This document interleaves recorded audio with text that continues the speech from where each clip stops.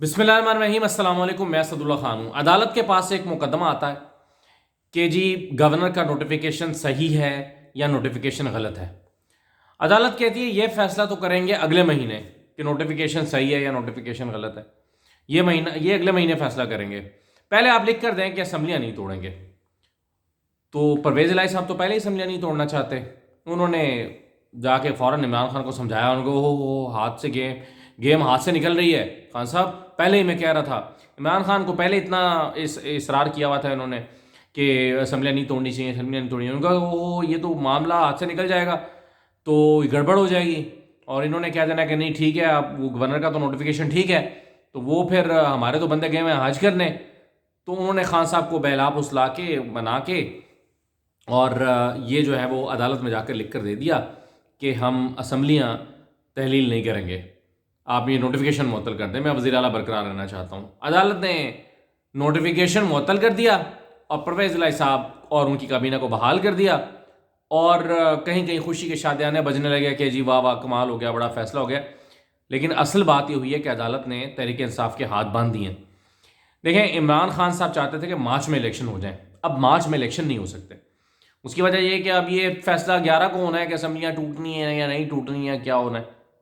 और फिर 11 तारीख जो है उसके बाद अगर एक आध समात और पड़ गई तो ये जनवरी का आधा महीना तो गया, मतलब आधे से ज़्यादा ही चला गया, जनवरी तो गया। तो ये मामला खुद ब खुद चला जाएगा फिर मई जून में। तो मई जून में जो है वो इलेक्शन होते हैं। तो खान साहब तो चाहते थे कि मार्च में इलेक्शन हो जाए। लेकिन वो अलग बात है कि अगर मार्च मई या जून में इलेक्शन होते हैं तो भी कोई फ़र्क नहीं पड़ेगा इमरान खान की को जो रिजल्ट्स मार्च में मिलने हैं वो रिजल्ट्स जो हैं वो उनको मई जून में भी मिल जाएंगे। फ़र्क पड़ेगा तो मुल्क को, क्योंकि मुल्क का निज़ाम चल नहीं रहा, यहाँ पर डॉलर्स है नहीं, रिजर्व्स ख़त्म हो रहे हैं, एलसीज खुली नहीं है, कारोबार चल नहीं रहा, मुल्क का मुआशी पहिया जाम हो चुका है, मुल्क का कारोबार ठप हो चुका है। तो नुकसान मुल्क का है जितना आगे चला जाता जाए। अब इस सारे सिनेरियो में जो आज अदालत ने किया है, अदालत से सवाल तो ये होना चाहिए कि अदालत का काम मुसालहत कराना नहीं है कि जी ठीक है आएँ आप दोनों चले जाएं बाहर, आधे घंटे का टाइम ले लें और आधे घंटे के टाइम के बाद फैसला करके आएँ क्या करना है। अच्छा 10 मिनट का टाइम और ले लें, अच्छा 1 घंटे का टाइम और ले लें। तो अदालत का काम मुसालहत कराना नहीं है। अदालत का काम जो है, अदालत के सामने कोई आइन और कानून के मुताबिक एक दरख्वास्त आई है कि जी गवर्नर नोटिफिकेशन जारी नहीं कर सकता था, वज़ीर आला को डी नोटिफाई नहीं कर सकता था। अदालत कानून और आइन को देखे और फैसला करे कि नोटिफिकेशन हो सकता था या नहीं हो सकता था, यानी गवर्नर वज़ीर आला को इस मामले में डी नोटिफाई कर सकता था या नहीं कर सकता था, ये फैसला करे। लेकिन अदालतों के दो मसले हैं। एक तो अदालतें जो हैं वो इतने बड़े फैसले अपने सर पे नहीं लेना चाहती और दरमियानी रास्ता अख्तियार करना चाहती हैं। और दूसरा यह है कि वो समझते हैं कि जी बस कोई ना कोई इसका ऐसा हल निकल आए जिसमें सभी खुश हो जाएं, सभी राज़ी हो जाएं। और ऐसा ही हल निकल आया जिसमें काफ लीग भी राज़ी है, क्योंकि वो असम्बलियाँ तो वो तो चाहते हैं कि ना टूटें और मामला मई की बजाय जून की बजाय भी आगे जुलाई में चला जाए और अगस्त में चला जाए। तो काफ लीग तो पहले ही नहीं चाहती कि असम्बलियाँ टूटें और नून लीग भी नहीं चाहती। तो नून लीग भी आज बेनिफिशरी है इस फैसले की, वो भी जीत गई, यानी पीडीएम की जमातें भी जीत गई, पीपल्स पार्टी अपोजिशन की सारा इत्तेहाद, वो भी उनका भी फायदा हो गया कि असम्बलियाँ नहीं टूट रही और काफ लीग का भी फायदा हो गया कि असम्बलियाँ नहीं टूट रही। तो खुसारे में रही तहरीक इंसाफ इस अंदाज में अगर देखा जाए, क्योंकि वो मार्च में इलेक्शन चाहते थे, अब वो नहीं होंगे। लेकिन उस तरह से तहरीक इंसाफ भी खसारे में नहीं है, क्योंकि तहरीक इंसाफ अब एक और बयानिया बनाएगी और कहेगी देखें हम तो असम्बलियाँ तोड़ना चाहते थे लेकिन अदालत ने और ये पीडीएम वालों ने हमें घेर घार लिया और अदालत से फैसला करा लिया।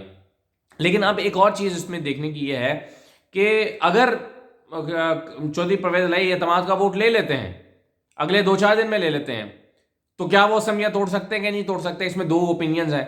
एक ये है कि वो अदालत का तफसीली फैसला वैसे देखना पड़ेगा आएगा। तो एक राय यह है कि चूंकि अदालत ने ये कह दिया है कि अब अगली तारीख 11 को हम फरीकैन को सुनेंगे और फैसला करेंगे कि क्या होगा, तो 11 तक तो कुछ नहीं हो सकता। दूसरी राय यह है कि नहीं, अगर परवेज़ इलाही साहब एतमाद का वोट ले लेते हैं तो साबित कर देंगे कि वो वज़ीर आला हैं और उनको एतमाद जो असम्बली है उसका ईवान है, जो ईवान का उनको एतमाद हासिल है, अगर वो साबित कर देते हैं तो उसके बाद वो चाहें तो असम्बलियाँ तोड़ें और जब चाहें तोड़ दें। तहरीक इंसाफ की फवाद चौधरी साहब की अंडरस्टैंडिंग यही है और बाकी लोगों की तहरीक इंसाफ में, लेकिन मेरा ख्याल है काफ लीग के लोगों की अंडरस्टैंडिंग मुख्तलिफ है और वो समझते हैं कि नहीं 11 तक तो उनको अदालत ने पाबंद कर दिया है।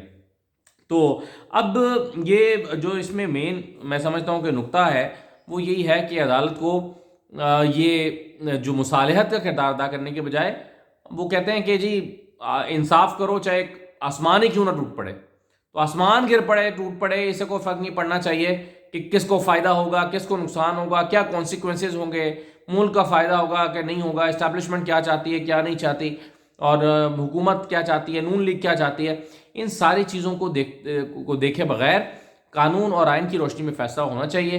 फैसला ये होना चाहिए कि एक हमारे पास दरख्वास्त आई है और ये सवाल देखें अभी भी हल तलब है कि गवर्नर वज़ीर आला को डी नोटिफाई कर सकता था या नहीं कर सकता। वज़ीर आला ने जो नोटिफिकेशन जारी किया पहले खुद किया, फिर वो चीफ सेक्रेटरी से कहा, फिर चीफ सेक्रेटरी ने लैतुलाल से काम लिया, तो वो ये अभी भी हमें नहीं पता चला कि गवर्नर डी नोटिफाई कर सकता है कि नहीं कर सकता।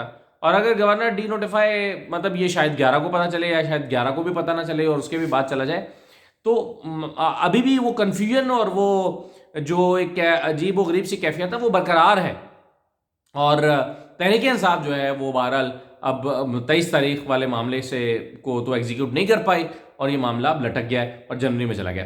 मैं खैर आपको काफ़ी दिन से कह रहा था कि इलेक्शन मुझे मार्च में नज़र नहीं आ रहे, मुझे मई जून में नज़र आ रहे हैं।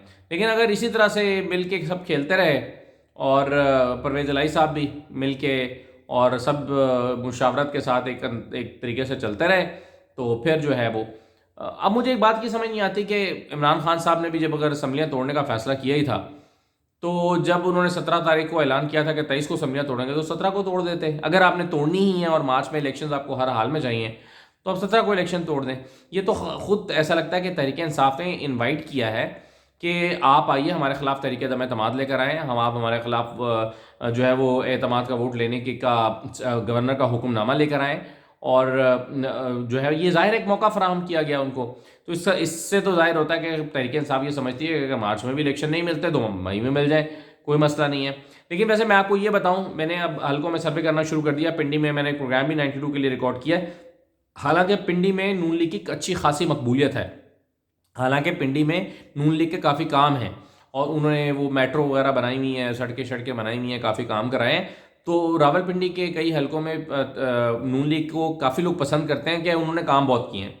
इसके बावजूद जो सर्वे आया है, जो मैंने जितने लोगों से पूछा फिर उसको काउंट करके जब हम परसेंटेज निकाली है तो 53% लोग जो हैं वो तहरीक इंसाफ को सपोर्ट कर रहे हैं और कोई गालिबन 30s में 38 या 33 गालिबन कुछ ऐसे फिगर है कि वो जो है वो PMLN को सपोर्ट कर रहे हैं। पीपल्स पार्टी का किसी एक शख्स ने नाम तक नहीं लिया और बाकी PDM की जमातों का, हाँ तहरीक लब्बैक को 2-4 लोगों ने कहा कि हम उनको चाहते हैं। तो कहने का मतलब यह है कि इमरान खान की पोजीशन तो इस वक्त बहुत स्ट्रांग है और मार्च हो या मई हो इससे फ़र्क नहीं पड़ेगा, बल्कि मई में तो हालात और ख़राब हो जाएंगे। जब बिजली के बिल आएंगे और महंगाई का तूफान आएगा तो हालात उस वक्त तो और ख़राब हो जाएंगे। तो इसलिए इमरान खान को शायद ज़्यादा फ़र्क नहीं पड़ता। लेकिन फ़ैसला अब अगर आप पूछें कि तहरीक इंसाफ को के लिए फ़ायदेमंद है तो ये या नुकसानदेह है, तो मेरे ख्याल में ना फ़ायदेमंद है ना नुकसानदेह है। हाँ तहरीक इंसाफ ये चाहती थी कि मार्च में इलेक्शन हो, तो मार्च में इलेक्शन नहीं हो रहे इसलिए उनके लिए उनके खिलाफ गया है फैसला।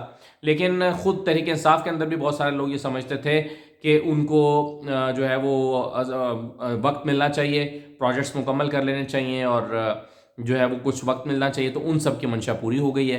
तो तहरीक इंसाफ का भी एक हल्का जो है वो समझता होगा कि चलें ठीक है मार्च की बजाय मई में चले गए इलेक्शन, मई या जून में कम अज़ कम, मतलब इस जल्द से जल्द भी होंगे तो मई जून में होंगे। तो अब देखिए कि आइंदा दिनों में अब एक ही हल बचा है परवेज़ इलाही साहब के पास और तहरीक इंसाफ के पास कि फ़ौरन अगले 2-3 दिन में एतमाद का वोट लें और एतमाद का वोट लेने के बाद अपनी अक्सरियत साबित करें और उसके बाद वो असम्बलियाँ तोड़ दें।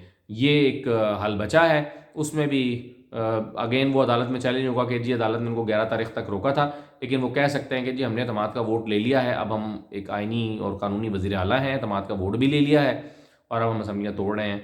तो ये एक गेम जो है वो हो सकती है, अदरवाइज़ 11 तारीख तक खामोशी समझें। इजाज़त दीजिए, अल्लाह हाफ़िज़।